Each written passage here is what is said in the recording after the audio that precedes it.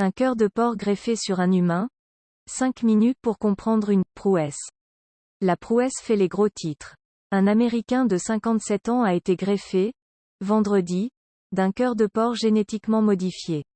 Si c'est un exploit, c'est surtout parce que le patient se porte bien 3 jours après et qu'il n'y a, pour l'heure, aucun signe de rejet par son organisme.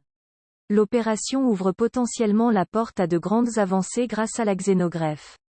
Comment ça s'est passé? L'opération est encore récente. Elle a été menée vendredi sur David Bennett. Âgé de 57 ans, cet Américain avait été déclaré inéligible à recevoir une greffe humaine.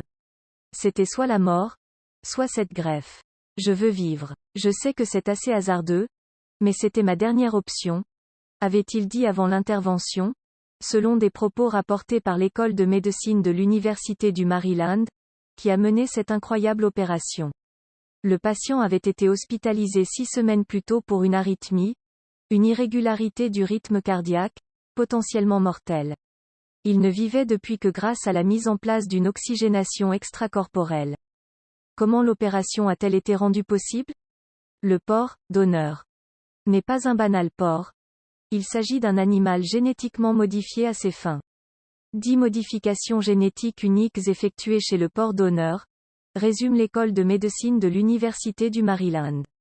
Ainsi, 3 gènes habituellement responsables du rejet rapide des organes de porc par l'organisme humain ont été supprimés de l'animal et remplacés par 6 gènes humains qui doivent aider à l'acceptation immunitaire de l'organe animal par l'homme.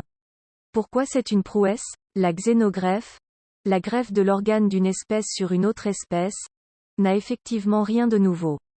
Le dernier cas célèbre remonte à 1984 quand un bébé de quelques jours, surnommé bébé FAE, né avec un problème cardiaque, avait été transplanté d'un cœur de babouin.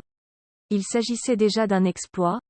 L'enfant avait survécu 3 semaines, après quoi son système immunitaire avait rejeté le greffon. L'exploit relevait davantage de la recherche que de l'espoir de la vie, explique Benoît Averland.